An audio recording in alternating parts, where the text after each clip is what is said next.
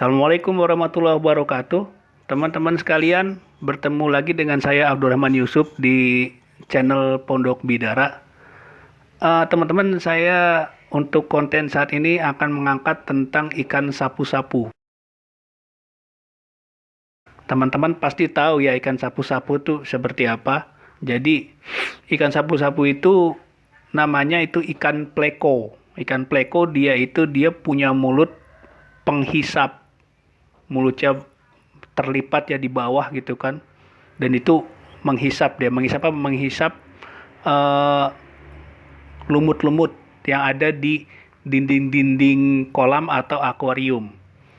Mungkin sebagian orang menganggap ikan pleko atau ikan sapu-sapu ini dia pembersih akuarium atau kolam. Iya, betul, faktanya seperti itu. Tapi di sisi lain teman-teman, yang harus kita tahu, ikan ini bukan asli dari Indonesia. Dia berasal dari Amerika Selatan atau Amerika Latin. Amerika Latin tuh apa ya? Itu yang di situ ada sungai Amazon gitu kan. Lalu di situ kita pernah lihat ya kalau di tayangan-tayangan flora fauna, di situ ada ular anaconda, ada buaya kaiman tuh nggak besar besar sekali buayanya gitu kan. Terus ada ikan piranha. Jadi alamnya itu betul-betul masih berbahaya lah. Ikan apa tuh nama ikannya itu, ikan-ikan buas, ularnya juga berbahaya gitu kan. Itu Amerika Latin tuh seperti itu, atau Amerika Selatan. Nah, ikan sapu-sapu itu teman-teman asal dari sana. Dulu saya masih ingat ya, tahun 80-an lah. Itu ikan sapu-sapu itu memang dijual dengan harga mahal. Nah, sayangnya ketika orang kita kan biasanya bosenan. Ketika bosen, dibuanglah ke sungai. Nah, ketika di sungai, ternyata ikan ini berkembang biak dengan sangat cepat dan invasif. Invasif itu maksudnya apa? Dia itu menggeser ikan-ikan asli yang ada di sungai. Ya teman-teman pasti tahu lah ikan-ikan yang ada di sungai itu apa aja gitu kan. Nah, jadi seperti itu. Makanya ada, kalau kita lihat di web-web atau di video-video itu ya, banyak pemusnahan ikan sapu-sapu. Karena apa? Dari dinas terkait mengatakan bahwasanya ikan ini menggeser ikan-ikan asli yang ada di sungai kita sendiri. Ikan sepat, ya kan? Ikan mas, ikan apa lagi? Banyak lah. Ikan betok, ikan sepat siem, terus apa lagi? Ikan nila. Itu karena ikan sapu-sapu itu cepat berkembang biak, justru ikan sapu-sapu ini malah memakan anak-anakan ikan yang asli yang ada di telaga atau di sungai gitu kan, yang ada di danau itu. Cepat perkembangannya, makanya dimusnahkan. Nah, coba teman-teman lihat di situ di layar ya, ada banyak itu contoh-contoh web-web yang membahas tentang pemusnahan ikan sapu-sapu.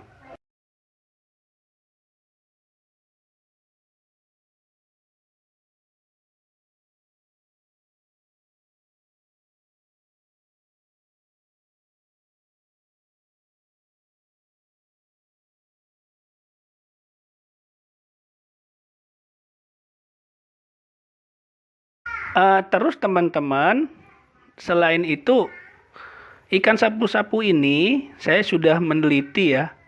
Ternyata dia tidak cuman memakan lumut-lumut yang ada di akuarium dan di dinding-dinding kolam. Nah, ketika ikan sapu-sapu ini lumut-lumut itu sudah tidak ada atau sudah dibersihkan gitu kan, ternyata teman-teman, ikan sapu-sapu ini jahil. Dia itu menggigiti ikan-ikan lain. Dia jadi hinggap di sirip sirip atau di sisik ikan coba. Mungkin kayak mirip ikan remora ya. Ikan remora itu kan seperti yang ada di ikan hiu gitu kan, nempel di bawahnya gitu kan. Itu bukan ternyata. Itu kan sapu-sapu itu dia hinggap di sisik ikan lalu menggeragoti sisik itu sendiri. Ini contohnya nih, teman-teman lihat di video ini ya. Ikan koi yang itu dihinggapi ikan sapu-sapu. Dan saya perhatikan ikan koinya itu banyak sisiknya itu karena digeragoti oleh mulut ikan sapu-sapu, akhirnya sisik dan siripnya itu pada merah-merah gitu. Nah, coba teman-teman lihat dulu ya ikan koi yang ada di video ini nih.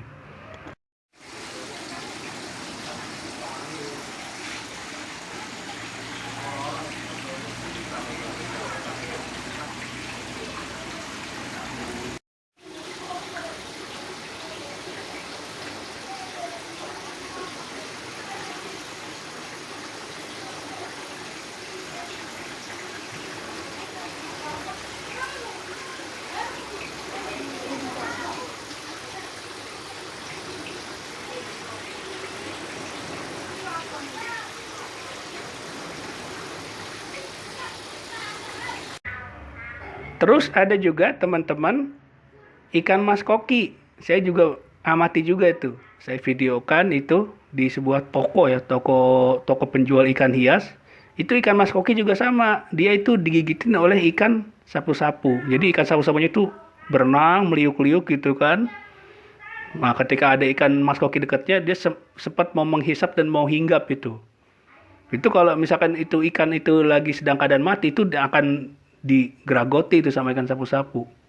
Nah, jadi, nah coba lihat teman-teman lihat dulu ya di videonya itu di ikan mas koki itu tadi itu.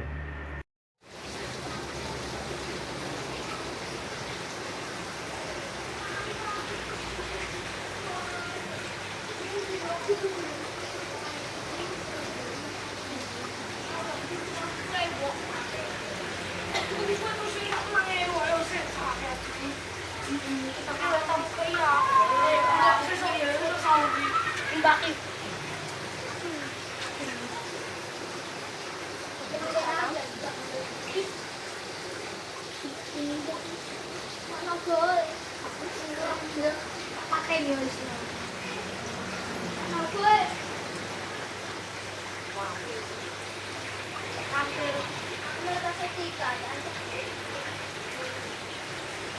Asetika piro? 90.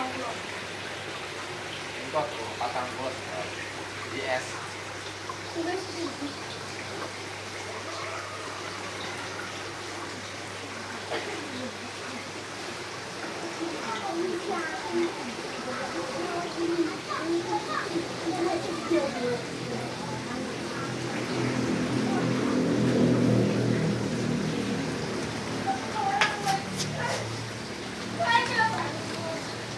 Nah, jadi teman-teman, selain dia itu memakan apa namanya, memakan lumut yang ada di dinding kolam dan dinding akuarium, jadi ikan sapu-sapu itu bisa menjadi parasit juga buat ikan yang lain.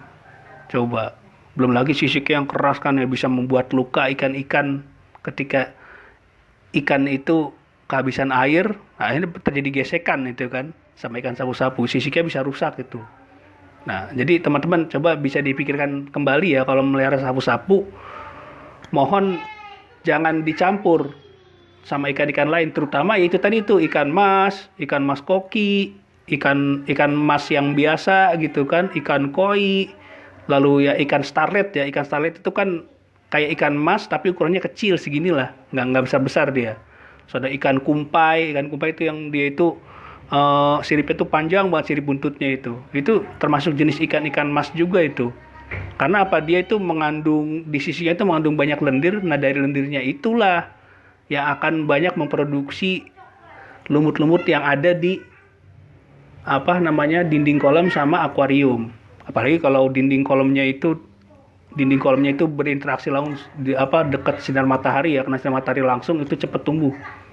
Nah, terus akuariumnya juga kalau ada lampu neon juga itu tumbuh juga tuh lumut-lumut. Nah, faktor yang mempercepat tumbuhnya lumut-lumut yaitu tadi adanya ikan-ikan yang memproduksi lendir banyak. Nah, jadi ikan sapu-sapu ketika kolam itu tidak ada lumut lagi, itu malah bisa hinggap di ikan-ikan seperti itu tadi tuh, ikan mas koki, ya kan, ikan starlet, terus ikan koi seperti video tadi yang sebelumnya itu ya. Nah, jadi seperti itu, mungkin teman-teman bisa jadi pertimbangan, lebih baik ikan sapu-sapu ini apa? Dipisah sajalah. Dipisah, jangan sampai bercampur dengan ikan-ikan ya seperti itu. Gitu, saran saya ya. Nah, terus ada lagi teman-teman, saya kemarin baca dari web rimbakita.com. Itu membahas tentang ikan sapu-sapu juga. Nah, di situ dikatakan bahwasanya ikan sapu-sapu bisa hidup di air tawar, bahkan di air payau.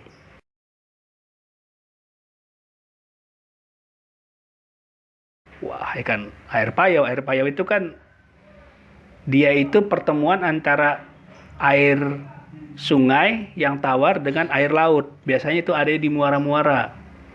Jadi teman-teman harus tahu ya, air itu kan ada 3 jenis. Air tawar, lalu air payau, dan ketiga air laut. Kalau air tawar itu ya langsung dari mata air di gunung-gunung gitu kan, itu segar itu dia, tawar dan segar.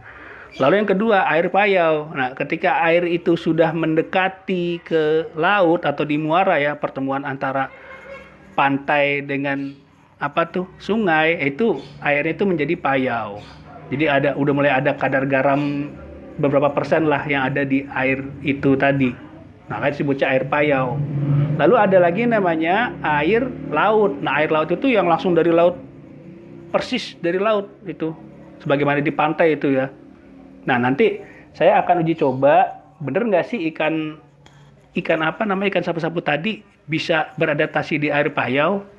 Nah, karena apa? Saya takut kalau nanti ada teman-teman yang pelihara terus bosen ya kan, dibuang ke wilayah apa tuh pinggir-pinggiran laut ya, apa tuh bukan pinggir laut sih, di apa namanya, di muara ya.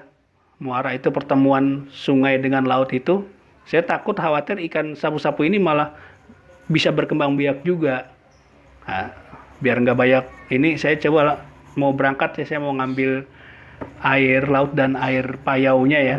Air laut yang ada di pinggir laut persis sama air payau yang ada di muara, pertemuan sungai dengan laut. Saya berangkat dulu teman-teman ya. Saya tutup dulu videonya nih. Ini sekarang saya di pinggir pantai. Alhamdulillah airnya nih tenang. Saya mau ambil air lautnya nih teman-teman ya. Kita pakai botol mineral ini aja nih. Kita akan tampung di sini. Ini harusnya tenang. Ini di pinggir jalan nih, jalanan nih ya. Ini laut. Ini saya akan ambil air lautnya untuk kita uji coba ke ikan sapu-sapu. Oke, saya ambil ya.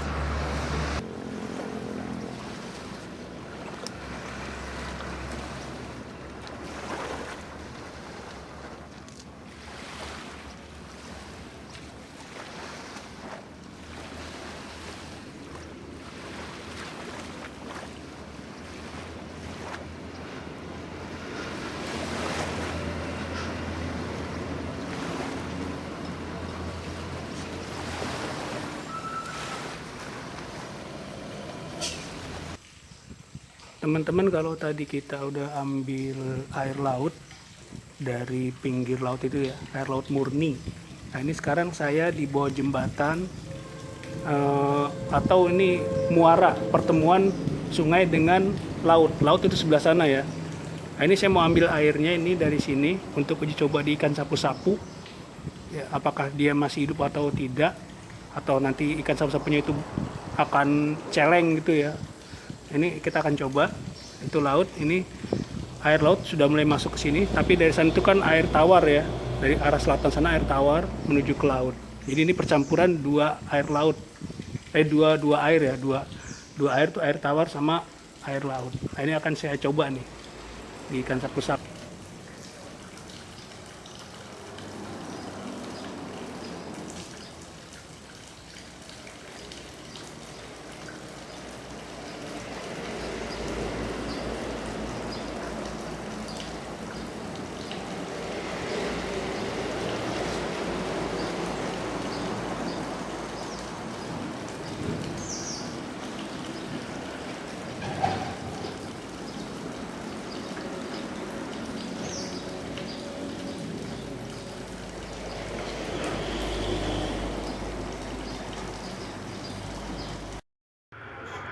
Ya, teman-teman, tadi saya sudah ambil air laut di pinggir pantai ya, di pinggir pantai berpasir. Lalu saya ambil air payau yang dia itu pertemuan dari air tawar yang ada di selatan itu, selatan menuju ke utara, karena di utara itu laut. Nah, itu saya ambil airnya itu pertemuan dari air laut yang di utara dengan air tawar yang di selatan, tuh air payau. Saya ambil tadi ya, itu karena kemarin itu musim hujan, ini udah mulai masuk musim kemarau ya, sudah jarang hujan. Tadi lumpurnya tebal banget itu, jadi saya agak-agak susah tadi untuk bergerak itu. Nah, sekarang kita uji coba ya, untuk kita coba air laut tadi sama air payau tadi ke ikan sapu-sapu. Oke, kita akan saksikan reaksinya gimana sih, bener nggak itu dia bisa hidup bisa beradaptasi di air payau. ataukah air laut juga bisa beradaptasi juga? Saya penasaran. Karena apa? Kalau ini lepas ke wilayah seperti itu ya, ke wilayah-wilayah yang tadi itu yang air payau, lalu dia benar bisa berkembang biak, waduh bahaya. Bisa menggeser habitat ikan-ikan yang ada di wilayah-wilayah payau. Kan di payau banyak ya, ada ikan janjang, ada ikan gobi. Ikan gobi itu seperti ikan betutu dia. Terus ada ikan glodok, ada orang nyebutnya ikan glodok yang dia itu hinggap di atas batu-batu atau di lumpur-lumpur dia bisa jalan tuh. Terus termasuk ada ikan betok di situ, ada ikan sepat juga. Terus ada ikan nila juga ada. Kalau sampai itu bisa menggeser itu habitat ikan-ikan itu, wah bahaya. Kasihan nanti kalau misalkan nanti ada peralihan musim dari kemarau ke hujan atau hujan ke kemarau, itu biasanya itu ada anak-anak banyak yang nangkepin ikan-ikan jenis-jenis itu tuh. Nah, jangan sampai ada ikan sapu-sapu bosan dilepas, ternyata malah makin berkembang biak ikan sapu-sapu itu di wilayah payau. Nah, tanpa banyak bicara, oke, kita akan uji coba ya. Yang tadi saya ambil tuh airnya itu air payau yang ada di muara sama yang ada di di laut. Jadi air laut murni. Oke, langsung ya. Nah, ini teman-teman saya udah siapin ya. Air payau dengan air laut yang tadi. Ini air laut ini. Yang tadi saya ambil di pinggir laut. Nah, ini air payau. Nah, terus ikan sapu-sapunya ini. Nah, karena uji cobanya kan air payau, tapi saya juga penasaran juga air laut bisa hidup nggak dia? Karena kan air laut itu kan dekat-dekat ke sungai juga ya, air pantai itu. Nah, ini udah ada wadahnya ya. Saya akan uji coba ikan sapu-sapunya yang kecil-kecil aja, supaya kita bisa melihat langsung reaksinya. Karena kalau kecil itu kan cepat dia bereaksi. Nah, ini yang air payau, coba saya taruh ya. Sini aja.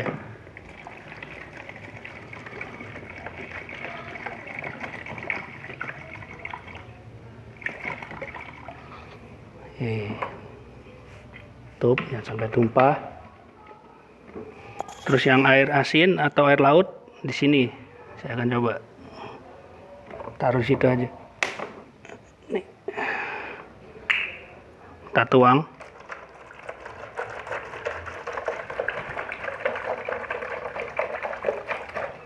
Segitu aja ya, nggak usah banyak. Oke, ini agak keruh, dia air payau karena dia itu banyak lumpur-lumpur tadi ya. Ini dia agak jernih, dia ini air laut murni. Oke, ini yang saya akan ambil nih ikan sapu-sapunya nih. Ini yang kecil nih ya, yang ini nih saya akan ambil.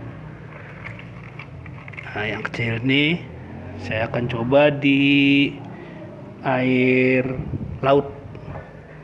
Terus yang ini saya akan coba di air payau. Kalau dari segi rasa teman-teman, yang air laut ini nih asin dia. Nah, kalau ini dia nggak tawar, tapi nggak terlalu tawar gitu. Setengah-setengah antara tawar dengan asin, tapi nggak terlalu asin banget. Ya, coba ya. Tuh. Ini yang tinggal di wilayah pesisir pasti tahu lah air payau rasanya seperti apa ya itu. Ya suka dia meresap ke lumut di sumur-sumur ya. Sumur-sumur yang dekat-dekat pantai itu dia malah kemasukan air itu laut. Jadi ya kecampur air tawar dengan air laut itu tadi. Nah, saya akan lihat nih reaksinya nih. Saya penasaran, coba ini di bawah ya. Yang payau ini di bawah. Oke, yang laut nih saya akan lihat ini reaksinya gimana. Berapa lama ya reaksinya ya. Tuh lihat tuh, ini air laut murni ini teman-teman nih. Kayaknya dia gelisah ini. Si ikan sapu-sapu ini gelisah ini. bergerak terus, dia tuh stres tuh dia.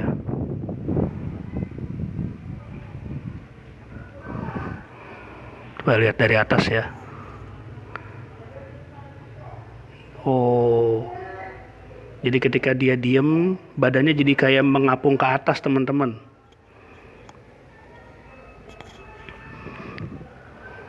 Tuh. Coba sebelah sini. Tuh. Berapa lama dia kuat ya? Begitupun yang ini nih, ini air payau. Tapi kayaknya nih, yang air payau kayaknya tenang-tenang aja nih. Nggak ada gerakan gelisah-gelisahnya nih. Ini yang air laut ini, coba. Sengaja saya ambil yang kecil supaya cepat reaksinya terhadap perubahan sekitar. Bisa berapa lama nih ya? Kita ini aja ya, panteng terus ya. Mudah-mudahan memori ininya memori penyimpanan filmnya ini bisa tuh dia tuh. Oh, ngapung teman-teman lama-lama tuh, dia ke atas tuh kan dia begitu tuh. Coba. Ini posisi ya. Tuh. Jadi tuh? Kalau didiemin terus yang di air tawar di air laut ini nih, air asin.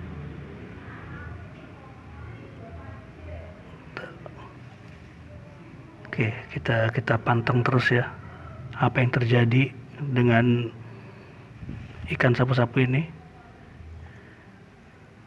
Ini kayaknya tripodnya coba kita pasang kaki tiganya ya, biar nggak goyang-goyang. Oke. Coba apa yang terjadi sama ikan sapu-sapu ini dengan menggunakan air laut. Sementara yang tuh kan dia ngapung lama-lama.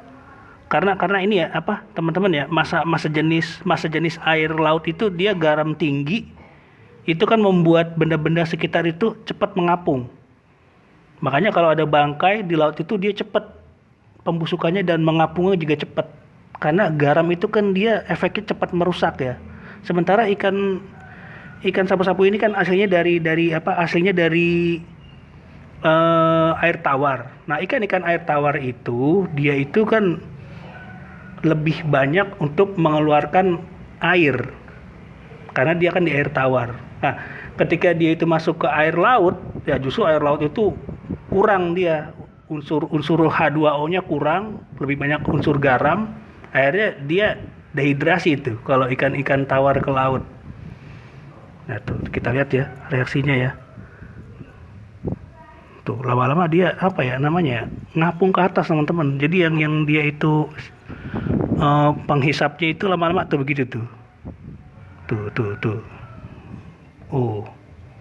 Dia berusaha untuk ambil napas tapi ya karena dia nggak sesuai dengan tipe tubuhnya ya dia jadi begitu tuh. Tuh ngapung dia tuh kan tuh. Nggak bisa, teman-teman nih. Berarti dia untuk air laut dia nggak bisa. Nah, lanjut lagi. Begitupun kalau ikan laut. Ikan laut itu kan dia lebih membutuhkan air tawar gitu kan. Dia lebih banyak membutuhkan air tawar. Nah, ketika itu ikan laut itu dipindah ke air tawar, justru dia malah kelebihan air. Kelebihan airnya apa? Ya ada dia itu kebanyakan air dan nggak bisa bernapas. Dan kalau kita lihat ya ikan tawar dengan ikan laut, ikan tawar itu kan sistem pencernaannya ususnya itu panjang sekali. Beda dengan ikan laut ya. Kalau ikan laut kan pendek dia. Jadi kalau ikan laut itu ketika udah tertangkap, ditaruh di di darat, cepat matinya. Beda dengan ikan darat, ikan tawar dia itu agak lama matinya karena dia itu sistem pernapasan dengan pencernaannya agak berbeda dengan ikan tawar, ikan yang ada di air tawar. Ikan laut itu, ikan tawar itu dia bisa tahan lama. Bahkan ada yang ikan tawar itu dia bisa hibernasi. Hibernasi itu dia bisa hidup di Nah ini udah ini nih, udah mulai stres dia tuh kan, tuh udah ke atas tuh, nggak kuat teman-teman. Jadi apa tuh si ikan tawar itu ada yang hibernasi dia, ketika dia hidup di lumpur gitu kan, di rawa, terus sudah mulai masuk musim kering, dia itu tidur di lumpur dan bisa sampai lama dia tidurnya, itu bisa hidup dia di lumpur yang mengering asal dia lembab aja. Ternyata nggak kuat teman-teman tuh sapu-sapunya tuh. Sementara yang ini nih, aduh, wah tenang-tenang aja dia nih, yang ada di air payau, nggak ada stres-stresnya ini. Ini udah ada bangsa belum ada 10 menit nih, yang ini udah stres. Sapu-sapu ini udah ke pinggir ya, nggak bisa menenggelamkan diri lagi. Coba saya tenggelamin. Tuh. Jalannya tertatih-tatih teman-teman. Tuh,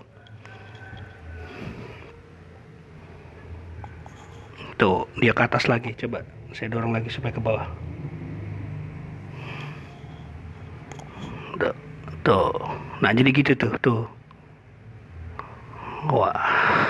Kalau air laut asli berarti dia nggak bisa air laut tulen ini. Tuh. Akhirnya dia apa namanya tuh dia jadi tuh ngambang begitu tuh, kehabisan air apa H2O dia, air tawar. Nah jadi gitu teman-teman, kalau di air laut berarti dia nggak bisa. Nah sementara nih di air payau, waduh bener ternyata ya, nggak ada reaksi, dia tenang aja. Coba gesit gak sih? Gesit teman-teman. Tuh. Bener. Bisa hidup berarti di air payau dia. Seger-seger aja tuh. Wah, bahaya nih. Sementara yang ini udah diangkat deh. Kasihan. Tuh, lihat tuh. Nggak kuat ya teman-teman. Kalau garamnya tinggi, air laut asli kalah dia tuh. Ngapung dia, mabok, celeng. Teler.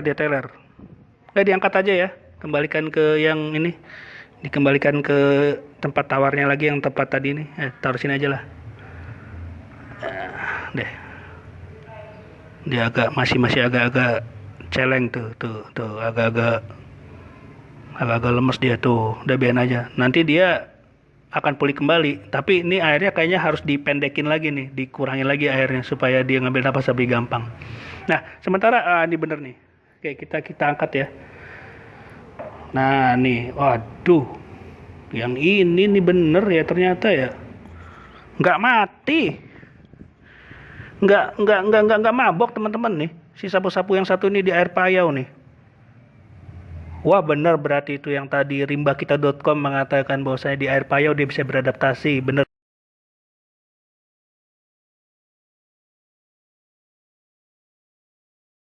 Tapi kalau di air laut murni dia nggak bisa.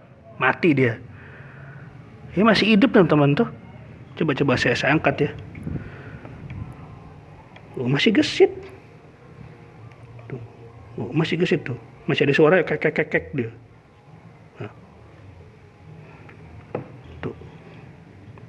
Masih hidup dia. Coba kita pantang terus ya, oke ya.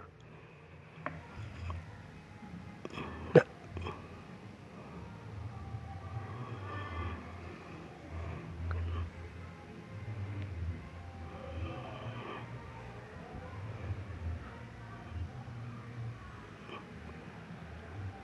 Stres nggak ya? Agak stres.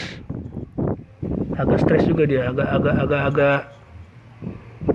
coba. Tuh, dia tenang lagi ya. Iya bener ya, bisa beradaptasi. Di air payau itu ya peralihan dari air tawar ke laut. Pertemuannya itu di muara itu. Muara itu sungai yang dia itu ketemu dengan laut. Bener teman-teman, kagak ada reaksinya. Dia tenang aja itu. Wah berarti bener bisa beradaptasi. Nah berarti ini kalau ini nanti dilepas ini di kawasan Payau ya, ada kemungkinan nih bisa hidup dan berkembang biak nih teman-teman nih, sapu-sapu ini. Ya, jadi saran saya kalau teman-teman pelihara ikan ini kalau udah bosan ya jangan dibuang ke alam ya. Jangan dibuang ke alam langsung. Kalau bisa ya seperti institusi itu loh, apa dinas-dinas terkait itu yang dia pemusnahan langsung. Dibunuh aja itu ikan-ikan sapu-sapu itu karena bahaya itu, dia bisa menggeser habitat-habitat ikan asli. Ini tenang aja tuh teman-teman tuh, lihat tuh. Tuh. Lihat. Ya. Tuh. Enggak. Walaupun tadi saya uyak-uyak, tapi dia reaksinya kembali tenang lagi. Beda sama si itu tadi tuh. Siapa yang sapu-sapu tadi tuh dia. Mengapung dia. Udah tuh. Tapi ntar dia akan pulih lagi dia kalau dibalikan ke air tawar lagi. Coba tuh teman-teman tuh. Nggak ada reaksi sama sekali. Dia tenang aja. Coba saya geser ya. Wah bener ini. Nggak ada stres-stresnya sama sekali. Bener bisa beradaptasi ini ikan di air Payau ini. Air peralihan tawar sama air laut ini. Air-air muara ini. Waduh. Tuh lihat tuh. Napas tuh dia tuh. Napasnya santai aja dia tuh. Tuh. Mulutnya tuh. Megap-megapnya napasnya tuh. Wah. Oke bener udah. Nah jadi itu. Sekian inian saya ya, uji coba saya nih terhadap ikan sapu-sapu yang saya coba air Payau. Ya, air Payau itu air muara, air peralihan dari tawar ke laut. Jadi yang ini saya udah angkat nih sapu-sapu, yang tadi yang kecil tuh juga tuh saya angkat. Ternyata dia mabok karena pakai garamnya itu tinggi, air laut murni. Kalau ini dia masih hidup. Tuh, makan bernapas. Ya teman-teman ya, jadi dari hasil uji coba saya terhadap ikan sapu-sapu tadi itu ya dengan air laut dan air Payau, itu ternyata benar yang di air Payau itu menunjukkan reaksi ya tetap tenang-tenang aja, nggak ada reaksi jadi seperti yang di air laut murni ya, dia lama-lama mengambang ke atas gitu kan dan menjadi celeng atau teler gitu ya, kehabisan oksigen gitu. Ini enggak nih, sampai sekarang masih hidup nih. Masih tenang-tenang aja. Berarti benar. Jadi saran saya teman-teman kalau nanti teman-teman pelihara ikan sapu-sapu kalau bosan lebih baik ya dimusnahkan saja. Entah cara gimana dibunuh aja. Dibunuh atau dibuang dulu. Kalau saya di Jakarta itu kalau orang-orang yang lagi di telaga atau di danau dia mancing ternyata dapat sapu-sapu, itu dibuang aja itu ke jalanan itu. Entah nanti ada tukang-tukang ikan yang ngambil ya diambil gitu kan. Pokoknya jangan dibalikin lagi ke telaga karena apa? Nggak dibalikin ke sungai, nggak dibalikan ke danau atau ke telaga, enggak, karena dia akan berkembang biak, bahkan bisa lebih banyak lagi nih anak sapu-sapu nih, bahaya nih, akan menggeser, saya bilang akan menggeser ekosistem habitat ikan-ikan yang ada di sungai, telaga atau di danau itu tadi. Jadi saran saya benar nih ikan berbahaya nih, sebagaimana tadi ya video tadi ya yang dia menggigiti ikan koi, ikan mas koki gitu kan. Nah ini juga sama, dia masih hidup ini sampai sekarang. Ini coba-coba ya. Kita lihat dulu ya nih. Coba. Tuh, masih hidup teman-teman. Ya. Masih hidup. Tenang aja dia itu. Emang seperti itu ikan sapu-sapu. Nggak ada gejala stres, nggak ada gejala gelisah, nggak ada. Berarti ini bener. Yang dari web itu tadi ya, dari web rimbakita.com itu mengatakan bahwasanya ikan itu bisa beradaptasi di air Payau, air peralihan dari air tawar ke laut, itu benar dia bahaya itu, bisa beradaptasi dan bisa menggeser ikan-ikan yang ada di air Payau. Oke teman-teman, itu aja ya informasi dari saya ya tentang ikan sapu-sapu ini. Sengaja saya angkat konten ini karena ini ikan sapu-sapu ini banyak juga yang jual di kawasan pinggir laut ini. Banyak orang-orang yang suka piara ikan hias, ternyata ada ikan sapu-sapu. Wah, padahal saya waktu di Jabodetabek itu dinas terkait mengatakan ikan ini harus dimusnahkan, harus dibuang. Pokoknya populasinya harus dibikin nol supaya ikan-ikan asli kita bisa berkembang biak lagi. Nah, jadi gitu informasi dari saya. Saran saya ya untuk pelihara ikan ini mohon bijaksana teman-teman ya, untuk pelihara ikan sapu-sapu ini bisa menggeser ekosistem ikan-ikan kita. Kurang lebihnya mohon maaf teman-teman. Mungkin ada teman-teman punya pengalaman lain, bisa komen juga ya kan, punya punya saran-saran yang lain tentang ikan-ikan sapu ini. Tentang ikan sapu-sapu ini.